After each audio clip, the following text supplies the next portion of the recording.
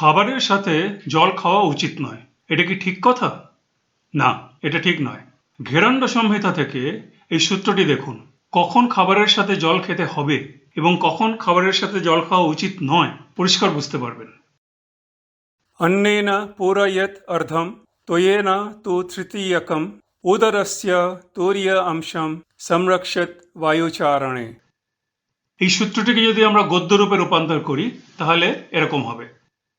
উদারস্য, উদার মানে পেট, উদারস্য মানে পেটের, অর্ধম অর্ধেক, পুরায়েত মানে ভর্তি করো বা পূরণ করো, অন্নেনা অন্ন মানে খাদ্য, অন্নেনা মানে খাদ্য দিয়ে, তৃতীয়কম মানে তৃতীয় অংশ, তোয়েনা তোয়া মানে জল, তোয়ানা মানে জল দিয়ে, তুরিয়াংশম মানে চতুর্থ অংশ, সংরক্ষেত মানে সংরক্ষণ করো, রেখে দাও, বায়ুচারণে বায়ু চলাচলের জন্য। পেটের অর্ধেক অংশ খাবার দিয়ে ভর্তি করতে হবে, তৃতীয় অংশ জল দিয়ে ভর্তি করতে হবে এবং চতুর্থ অংশ খালি রাখতে হবে বায়ু চলাচলের জন্য, তবেই খাবার ভালো করে হজম হবে। আধুনিক জীবনের জন্য দুটি গুরুত্বপূর্ণ বিষয়। প্রথমত, কখনোই পেট পুরো ভর্তি করে খাবার খাবেন না, পেটের অর্ধেকটাই খাবার দিয়ে ভরতে হবে। দ্বিতীয় গুরুত্বপূর্ণ বিষয় হলো পেটের 1/4 জল দিয়ে ভরতে হবে। এই যে জল, এটা বিশুদ্ধ পানীয় জল নয়। আপনি যদি ডাল বা ঝোল খান তাহলে তার মধ্যে যে জল আছে সেটাও এই 1/4 মধ্যে গণনা করা হবে। তাই খাবার যদি শুকনো হয় আপনাকে পানীয় জল যোগ করতে হবে। আর খাবারে যদি ইতিমধ্যেই জল থাকে, যেমন ঝোল বা ডাল, তাহলে আলাদা করে জল খাওয়ার প্রয়োজন নাও হতে পারে। তাই খাবারের আগে আধ ঘন্টা থেকে খাবারের পরে আধ ঘন্টা পর্যন্ত জল খাওয়া উচিত নয়, এই কথাটি ভুল। এটি তখনই ঠিক যখন খাবারে জল রয়েছে। একটি সহজ পরীক্ষা করুন।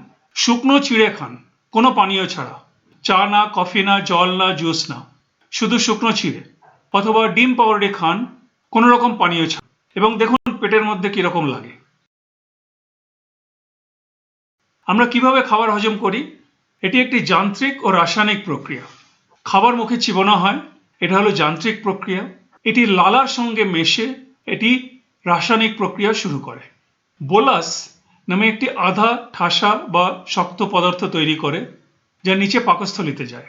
পাকস্থলিতে গিয়ে খাবার নাড়াচাড়া করানো হয় এবং পাকস্থলীর রসের সঙ্গে সেটা মিশে এই খাবার হজম হয়। এখন খাবার যদি জল ছাড়া হয়, মানে সম্পূর্ণ আর্দ্রতাহীন হয় বা খুব কম আর্দ্রতা থাকে, তাহলে এই হজম করার প্রক্রিয়াটা কঠিন হয়ে যায়। আধুনিক ডাক্তারি বিজ্ঞানের মতে হজম করার জন্য কিছু পরিমাণ আর্দ্রতা খাবারের প্রয়োজন, এবং বহু বছর আগে, মানে হাজার হাজার বছর আগে ঘেরান্ড সংহিতাতে এই কথাটাই বলা হয়েছে। এই সূত্রটি আমাদের বলে দেয় যে কতটা কঠিন খাবার, কতটা তরল খাবার এবং কতটা খালি জায়গা পাকস্থলীতে থাকা উচিত যাতে হজম ভালো হয়। আধুনিক জীবনে আমরা ফাস্ট ফুড খাই, বারবার খাই, খাবার হজম আবার আগেই আবার খাই। আমরা যে তরল খাবার নিই সেটা হয় খুব কম অথবা খুব বেশি। এখন যেহেতু আপনি এই অনুপাতটা বুঝে গেছেন যে কতটা কঠিন, কতটা তরল এবং কতটা খালি, এইবারে আপনার খাবার ঠিকভাবে হজম হবে। আপনি যদি অন্ধভাবে কোনো মতকে অনুসরণ করেন এবং তার ভিত্তিটা যদি না বোঝেন, তাহলে আপনার খাবার হজম হবে না। তাই জন্য অন্ধভাবে না জেনে বা না বুঝে এই ধরনের কথাগুলি অনুসরণ করবেন না। আপনি এখন ঠিক জানেন কখন জল খেতে হবে এবং কখন নয়। আমি আপনার শুভকামনা করি। सर्वे भवन्तु सुखिनः।